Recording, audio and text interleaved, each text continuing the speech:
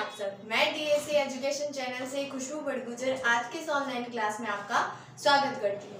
जो पिछली वीडियोस थे उसमें हमने एक्टिव पैसिव के बारे में कुछ रूल पढ़े थे और आज की इस वीडियो में आगे के जो एक्टिव पैसिव के जो रूल होते हैं उसके बारे में हम पढ़ेंगे। तो आज की इस वीडियो में सबसे पहले हम देखते हैं कि अगर हमें कोई एक्टिव सेंटेंस दिया जाता है और वो एक्टिव सेंटेंस अगर नेगेटिव सेंटेंस होता है तो हम उस नेगेटिव सेंटेंस को कैसे पैसिव में चेंज करेंगे। तो इसकी जो नेगेटिव सेंटेंस सबसे पहले बात आती है कि नेगेटिव सेंटेंस होता क्या है। ऐसा सेंटेंस इंग्लिश का जिसमें नॉट का यूज किया हुआ हो तो वो जो सेंटेंस होता है वो नेगेटिव सेंटेंस होता है। इसकी जो स्ट्रक्चर होती है वो होती है object, helping verb, not, verb की थर्ड फॉर्म बाय और सब्जेक्ट। वही है इसमें कि अगर सब्जेक्ट कोई प्रोनाउन होगा तो वो प्रोनाउन अपने थर्ड पर्सन में चेंज हो जाएगा और बाकी जो हेल्पिंग वर्ब है वो टेंस के अनुसार इसका यूज किया जाता है।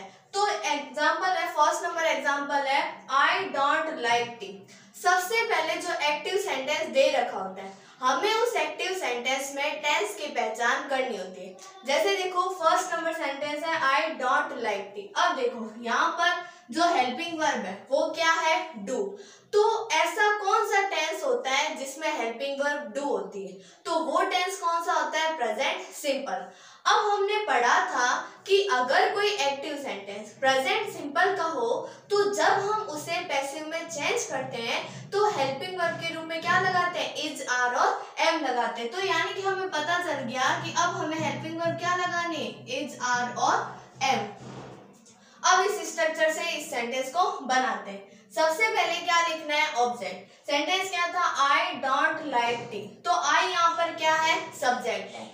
डू, डू क्या है, हेल्पिंग वर्ब है। नॉट क्या है, नॉट। लाइक क्या है, मेन वर्ब। और टी क्या है यहाँ पर, ऑब्जेक्ट। तो सबसे पहले हमें क्या लिखना है, टी। अब हमें क्या लगाना है, हेल्पिंग वर्ब। अब हमें पता चल गया कि हम हेल्पिंग वर्ब क्या लगानी, इज, आर और एम। तो जो इज होता है वो लगता है सिंगुलर के साथ में, आर लगता है प्लूरल के साथ में और जो एम होता है वो लगता है आई के साथ में। तो यहाँ पर लिखा हुआ है टी, टी के साथ में हम क्या लगाएंगे, इज। तो टी इज। अब हमें लगाना है नॉट। हमने यहाँ लिखा नॉट, टी इज नॉट। अब हमें क्या लगानी, वर्ब की थर्ड फॉर्म। तो यहाँ पर क्या है, लाइक। तो क्या आ जाएगा, लाइक। अब हमें क्या लगाना है, बाय। अब हमें क्या लगाना है, सब्जेक्ट। सब्जेक्ट यहाँ पर क्या है, आई। तो आई क्या होता है, प्रोनाउन होता है। तो ये क्या हो जाएगा, अपने थर्ड पर्सन में चेंज हो जाएगा, यानी कि आई, माय, मी। तो आई किस में चेंज हो जाएगा, मी में। तो हमने यहाँ लिखा मी। तो यानी कि हमारा जो एक्टिव सेंटेंस था वो क्या था, आई डोंट लाइक टी। जब हमने इस एक्टिव सेंटेंस को पैसिव में चेंज किया तो सेंटेंस क्या बना, tea is not liked by me. वैसे ही नेक्स्ट एग्जांपल है she does not write the test. अब देखो यहाँ पर भी क्या लिखा हुआ है, डज। तो ऐसा कौन सा टेंस होता है जिसकी हेल्पिंग वर्ब क्या होती है, डू या फिर डज होती है। तो अभी हमने यहाँ देखा कि किसकी होती है, प्रेजेंट सिंपल की। और प्रेजेंट सिंपल जब अगर कोई एक्टिव सेंटेंस प्रेजेंट सिंपल का होता है तो जब हम उसे पैसिव में चेंज करते हैं तो हम हेल्पिंग वर्ब क्या लगाते हैं, इज, आर और एम लगाते हैं। तो हमें पता चल गया कि इस सेंटेंस के साथ में भी हमें हेल्पिंग वर्ब क्या लगानी है, इज, आर और एम। इन तीनों में से कोई एक का यूज करना है। तो सबसे पहले हम क्या लिखेंगे, ऑब्जेक्ट। ऑब्जेक्ट यहाँ पर क्या है, द टेस्ट।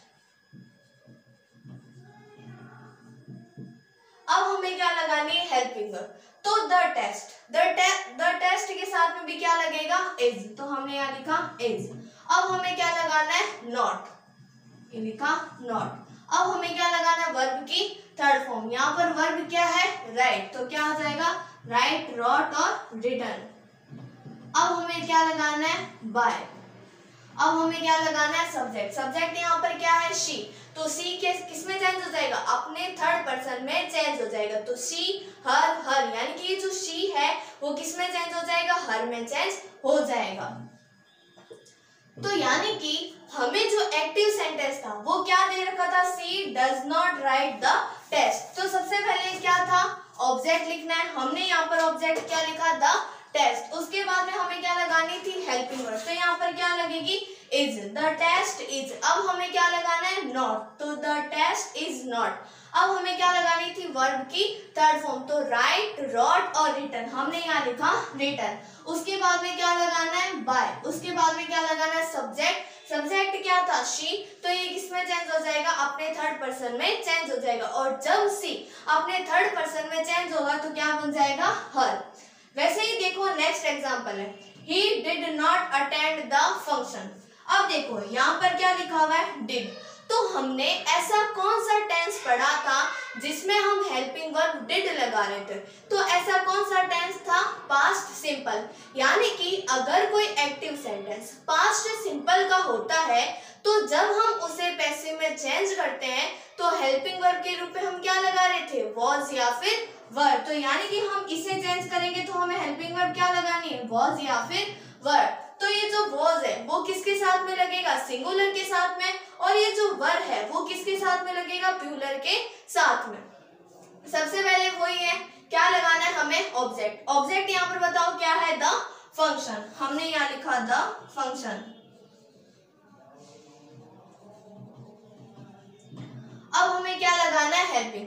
देखो द फंक्शन ये क्या है, सिंगुलर है, सिंगुलर है इसलिए हम इसके साथ में क्या लगाएंगे, was, तो द फंक्शन was।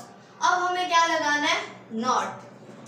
अब हमें क्या लगाना है, वर्ब की थर्ड फॉर्म, तो यहाँ पर क्या है, अटेंड, तो क्या आ जाएगा, अटेंडेड। अब हमें क्या लगाना है, बाय। अब हमें क्या लगाना है, सब्जेक्ट। सब्जेक्ट यहाँ पर क्या है, ही, तो ही किस में चेंज हो जाएगा, ही, हिज, हिम में। तो यानी कि जो एक्टिव सेंटेंस था वो क्या था, he did not attend the function। जब हमने इस सेंटेंस को पैसिव में चेंज किया तो सेंटेंस क्या बना, the function was not attended by him। वैसे ही हम देखते हैं अगले सेंटेंस की ओर, यानी कि अब बात करते हैं कि अगर दिया गया एक्टिव सेंटेंस अगर इंट्रोगेटिव सेंटेंस होता है। अब बात आती है कि इंट्रोगेटिव सेंटेंस होता कौन सा है। इंट्रोगेटिव सेंटेंस वो सेंटेंस होता है जो सेंटेंस हेल्पिंग वर्ब से शुरू होता है या फिर WH वर्ड से शुरू होता है। इंट्रोगेटिव सेंटेंस यानी कि प्रश्नवाचक वाक्य। तो इंट्रोगेटिव सेंटेंस वो सेंटेंस होता है जो किससे शुरू होता है, या तो वो हेल्पिंग वर्ब से शुरू होता है या फिर वो किसी WH वर्ड से शुरू होता है। तो हेल्पिंग वर्ब या फिर WH वर्ड से शुरू होने वाले जो इंट्रोगेटिव सेंटेंस होते हैं, एक्टिव सेंटेंस, उन्हें हम पैसिव में कैसे चेंज करते हैं। सबसे पहले हम बात करते हैं कि जो हेल्पिंग वर्ब से शुरू होने वाले जो इंट्रोगेटिव सेंटेंस होते हैं उनको हम पैसिव में चेंज करते हैं। देखो इसे चेंज करने के लिए हम क्या करेंगे, अब अगर कोई इंट्रोगेटिव हमें सेंटेंस देता है एक्टिव, तो वापस उसकी जो पैसिव होती है वो भी इंट्रोगेटिव ही बनती है। ऐसे नहीं है कि अगर इंट्रोगेटिव सेंटेंस दे रखा है तो एक्टिव, अगर इंट्रोगेटिव दे रखा है तो पैसिव वापस सिंपल बनेगा, ऐसा नहीं होता है। अगर एक्टिव इंट्रोगेटिव है तो वापस उसका जो पैसिव बनाते हैं वो भी इंट्रोगेटिव ही बनता है। सबसे पहले हमें क्या लगानी है, हेल्पिंग वर्ब, क्योंकि हेल्पिंग वर्ब लगाएंगे तो वो क्या आ जाएगी, बाहर आ जाएगी सब्जेक्ट से। हमने पहले भी टेंस में पढ़ा था कि हम क्या करेंगे, हेल्पिंग वर्ब को जब सब्जेक्ट से पहले लगाते हैं वो क्या बन जाता था, इंट्रोगेटिव बन जाता था। तो इसमें भी हमें क्या करना है, पहले हेल्पिंग वर्ब लगानी है, उसके बाद में हमें क्या लगाना है, ऑब्जेक्ट, उसके बाद में हमें लगानी है वर्ब की थर्ड फॉर्म, उसके बाद में लगाना है बाय, और उसके बाद में हमें लगाना है सब्जेक्ट। सबसे पहले फर्स्ट नंबर एग्जांपल है, do you write a letter. सबसे पहले वही बात आती है कि हमें ये देखना है कि ये जो डू है वो ऐसा कौन सा टेंस था जिसकी हेल्पिंग वर्ब डू होती है। तो कौन सा टेंस था, प्रेजेंट सिंपल। अभी बताया था कि प्रेजेंट सिंपल में क्या होता है, डू और डज, और इसको जब हम चेंज करें तो क्या लगाते हैं, इज, आर और एम। तो यानी कि हमें पता चल गया है कि यहाँ हेल्पिंग वर्ब की जगह हमें क्या लगाना है, इज, आर और एम लगाना है। अब हम क्या करेंगे कि बहुत सारे जने कंफ्यूज हो जाते हैं कि हमने ऑब्जेक्ट तो हमने लिखा ही नहीं और हम हेल्पिंग वर्ब कैसे लगाएं। तो देखो ये जो सेंटेंस है, do you write a letter, do यहाँ पर क्या है, हेल्पिंग वर्ब है, यू क्या है, सब्जेक्ट है, राइट क्या है, मेन वर्ब है, और ये लेटर क्या है, यहाँ पर ऑब्जेक्ट है। तो हमने देखा कि ऑब्जेक्ट इस सेंटेंस का क्या आ रहा है, ए लेटर, तो हमने पीछे एक बार लिख लिया ऑब्जेक्ट ए, ठीक है। ए लेटर, अब ये ए लेटर क्या है, सिंगुलर है या प्लूरल है? ए लेटर क्या होता है, सिंगुलर होता है। तो हमें पता है कि सिंगुलर के साथ में हम क्या लगाएंगे, इज लगाएंगे। तो यानी कि हम सबसे पहले हेल्पिंग वर्ब की जगह क्या लिखेंगे, इज। अब हमें क्या लिखना है, ऑब्जेक्ट। अब इस सेंटेंस में ऑब्जेक्ट क्या है, ए लेटर। हमने यहाँ लिखा इज ए लेटर। अब हमें लगानी है वर्ब की थर्ड फॉर्म। देखो यहाँ पर क्या है, राइट, तो क्या आ जाएगा, रिटर्न। अब हमें क्या लगाना है, बाय। अब हमें क्या लगाना है, सब्जेक्ट। इसमें सब्जेक्ट क्या है, यू। तो यू भी किस में चेंज हो जाएगा, वापिस यू में ही चेंज हो जाएगा और वापिस नीचे इंटरोगेटिव। अब देखो, do you write a letter. इसका जब हमने पैसिव बनाया तो सबसे पहले हमें क्या लगानी है, हेल्पिंग वर्ब। हेल्पिंग वर्ब कैसे लगाएंगे, हमें क्या देखना पड़ेगा, ऑब्जेक्ट को देखना पड़ेगा कि जो ऑब्जेक्ट है वो सिंगुलर है या प्लूरल है। तो इस सेंटेंस का ऑब्जेक्ट क्या था, ए लेटर। हमने क्या लिखा, ए लेटर। अब हमें पता चल गया कि ए लेटर क्या है, सिंगुलर है, इसलिए इसके साथ में क्या लगेगा, इज। तो क्या बना, इज ए लेटर। वापिस अब हमें क्या लगानी है, वर्ब की थर्ड फॉर्म। वर्ब की थर्ड फॉर्म क्या आ जाएगी, रिटर्न। अब हमें क्या लगाना है, बाय। हमने लिखा बाय। अब हमें लिखना था सब्जेक्ट। सब्जेक्ट क्या है, यू। वापिस किस में चेंज हो जाएगा, यू में। वैसे ही नेक्स्ट एग्जांपल है, इज राम ईटिंग फूड। अब हमें ये देखना है ऐसा कौन सा टेंस था जिसकी हेल्पिंग वर्ब इज होती है। तो ऐसा कौन सा टेंस था, प्रेजेंट कंटिन्यूअस। और अगर हमें दिया गया एक्टिव सेंटेंस अगर प्रेजेंट कंटिन्यूअस में हो, तो जब हम उसे पैसिव में चेंज कर रहे थे तो हेल्पिंग वर्ब क्या लगा रहे थे, इज बीइंग, आर बीइंग या फिर एम बीइंग। यानी कि अगर इज आर एम पहले से दे रखा है तो चेंज करेंगे तो क्या लगाएंगे, is are am plus being. अब देखो, सबसे पहले हमें क्या लिखनी है, हेल्पिंग वर्ब। हेल्पिंग वर्ब पहले नहीं लिख रहे क्योंकि हमें सबसे पहले देखना क्या है, ऑब्जेक्ट देखना है। ऑब्जेक्ट क्या है, फूड। ठीक है, ऑब्जेक्ट यहाँ पर क्या है, फूड। तो अब हमें ये देखना है कि फूड क्या है, सिंगुलर है या प्लूरल है। तो फूड क्या है, सिंगुलर, इसलिए हम यहाँ पर क्या लगाएंगे, इज।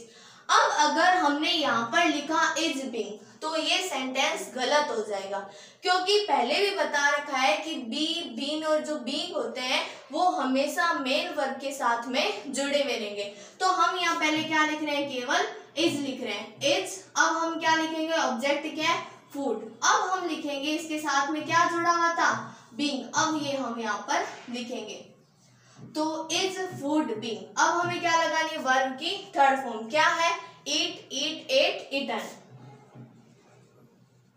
अब हमें क्या लगाना है, बाय। अब हमें क्या लगाना है, सब्जेक्ट। सब्जेक्ट क्या है, राम। तो वापस क्या आ जाएगा, राम। तो यानी कि जो एक्टिव सेंटेंस था, इज राम ईटिंग फूड, जब हमने उसे पैसिव में चेंज किया, सबसे पहले हम क्या देखेंगे, ऑब्जेक्ट देखेंगे कि ऑब्जेक्ट क्या है, सिंगुलर है या प्लूरल। तो ऑब्जेक्ट इसका क्या था, सिंगुलर। हमने यहाँ लिखा फूड। अब फूड क्या है, सिंगुलर है, तो इसके साथ में क्या लगेगा, इज। तो इज फूड। अब ये जो बीइंग है वो किसके साथ में जुड़ा हुआ रहेगा, मेन वर्ब के साथ में जुड़ा हुआ रहेगा। तो food, is food being eaten by Ram. वैसे ही नेक्स्ट एग्जांपल है, डिड सीता कुक फूड। अब सबसे पहले ये देखना है कि ये जो डिड है वो कौन से टेंस में आता है। तो हमने ऐसा कौन सा टेंस पढ़ा था जिसकी हेल्पिंग वर्ब डिड होती है। तो ऐसा जो टेंस था वो कौन सा था, पास्ट सिंपल। और हम अगर हमें कोई एक्टिव सेंटेंस पास्ट सिंपल में दिया जाता है, जब हम उसे पैसिव में चेंज करते हैं तो हेल्पिंग वर्ब क्या लगाते हैं, वॉज या फिर वर। तो यानी कि हमें पता चल गया हेल्पिंग वर्ब हमें क्या लगानी है, वॉज या फिर वर। अब हमें सबसे पहले क्या देखेंगे, ऑब्जेक्ट देखेंगे। तो सेंटेंस क्या है, डिड सीता कुक फूड। तो यानी कि इसमें ऑब्जेक्ट क्या है, फूड। फूड क्या है, सिंगुलर है, तो हम इसके साथ में क्या लगाएंगे, वॉज। तो सबसे पहले हमें क्या लिखना है, वॉज। अब क्या लिखना है, ऑब्जेक्ट। ऑब्जेक्ट क्या है इसका, फूड। अब हमें क्या लगाना है, वर्ब की थर्ड फॉर्म। तो वर्ब क्या है यहाँ पर, कुक। तो क्या हो जाएगा, कुक्ड। उसके बाद में क्या लगाना है, बाय। और उसके बाद में क्या लिखना है, सब्जेक्ट। सब्जेक्ट क्या है यहाँ पर, सीता। यानी कि हमें जो एक्टिव सेंटेंस था, डिड सीता कुक फूड, जब हमने इसे पैसिव में चेंज किया तो क्या बना, was food cooked bye Sita.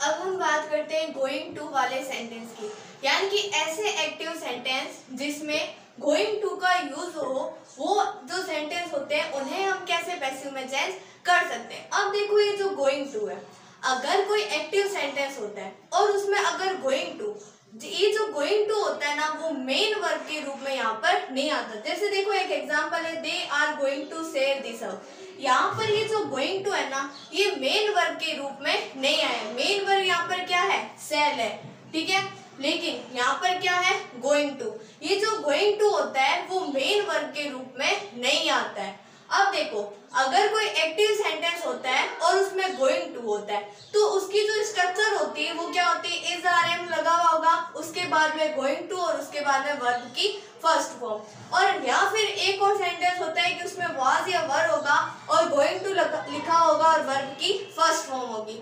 ऐसा ही कोई एक्टिव सेंटेंस हो, जब हम उसे पैसिव में चेंज करेंगे तो हम उसके साथ में क्या लगा देंगे, बी प्लस वर्ब की थर्ड फॉर्म। जब हम किसी एक्टिव सेंटेंस को, गोइंग टू वाले एक्टिव सेंटेंस को जब हम पैसिव में चेंज करेंगे तो उसके साथ में हमें क्या लगाना है, बी प्लस वर्ब की थर्ड फॉर्म। यानी कि जो इसकी स्ट्रक्चर हो जाएगी वो क्या हो जाएगी, सबसे पहले हमें वही ऑब्जेक्ट, इतनी देर भी क्या लिख रहे थे, पहले जो रूल पढ़े थे उसमें भी हमने क्या लिखा था, ऑब्जेक्ट लिखा था, इसमें भी हमें क्या लिखना है, ऑब्जेक्ट। अब ये जो इज आर एम आ रहा है और गोइंग टू आ रहा है वो वैसा का वैसा हमें लिखना है, is are am plus going to, लेकिन उसके साथ में हमें क्या लगाना है, बी, उसके बाद में वर्ब की थर्ड फॉर्म, फिर बाय और सब्जेक्ट। जैसे एग्जांपल है, they are going to sell this house. सबसे पहले हमें क्या लिखना है, ऑब्जेक्ट। ऑब्जेक्ट यहाँ पर क्या है, दिस हाउस, हमने यहाँ लिखा दिस हाउस। अब यहाँ पर हमें क्या लगाना है, is are am going to be. अब अगर एक्टिव सेंटेंस में अगर इज आर एम हो रहा है तो इज आर एम लगाना है। यही अगर यहाँ पर अगर वाज और वर आ रहा है तो हमें पैसे बनाते समय उन्हीं में से लगाना है। तो दिस हाउस, अब हमें क्या लगाना है, इज आर एम। तो दिस हाउस क्या है, सिंगुलर है, तो हम क्या लगाएंगे, इज। अब वापस वही हमें क्या लगाना है, गोइंग टू बी। अब हमें क्या लगाना है, वर्ब की थर्ड फॉर्म। तो वर्ब यहाँ पर क्या है, सेल, तो क्या हो जाएगा, सोल्ड। अब हमें क्या लगाना है, बाय। अब हमें क्या लगाना है, सब्जेक्ट। सब्जेक्ट यहाँ पर क्या है, दे, तो दे का थर्ड पर्सन क्या होता है, दे, देयर, देम, तो यहाँ पर क्या आ जाएगा, देम। तो यानी कि अगर कोई एक्टिव सेंटेंस अगर उसमें गोइंग टू हो और ये जो गोइंग टू होता है वो मेन वर्ब के रूप में नहीं आता है, तो जब हम उसे पैसिव में चेंज करेंगे तो सबसे पहले जो एक्टिव सेंटेंस का जो ऑब्जेक्ट होता है सबसे पहले उसे लिखा जाता है। जैसे ये जो सेंटेंस है इसका ऑब्जेक्ट क्या था, दिस हाउस, हमने यहाँ लिखा दिस हाउस। अब हमें ये जो इज, अगर सेंटेंस में इज आर एम हो तो हमें इज आर एम लगाना है और उसके बाद में क्या लिखना है, गोइंग टू, लेकिन उसके बाद में हमें क्या जोड़ना है, बी, और उसके बाद में वर्ब की थर्ड फॉर्म, बाय और सब्जेक्ट। वैसे ही अगला सेंटेंस है, he was going to arrange a party। तो यहाँ पर ही क्या है, सब्जेक्ट है, was क्या है, हेल्पिंग वर्ब, going to फिर क्या आ जाएगा, अरेंज, ये क्या है, मेन वर्ब है, और ए पार्टी यहाँ पर क्या है, ऑब्जेक्ट है। तो सबसे पहले हम क्या लिखेंगे यहाँ पर, ए पार्टी। अब देखो इसमें सेंटेंस में हमें क्या दे रखा था, was। तो यानी कि जब हम इसे पैसिव में चेंज करेंगे तो हेल्पिंग वर्ब भी हमें क्या लगानी है, was या वर ही लगानी है। तो was किसके साथ में लगता है, सिंगुलर के साथ में, और वर किसके साथ में लगता है, प्लूरल के साथ में। तो ए पार्टी was। अब हमें क्या लगाना है, गोइंग टू बी।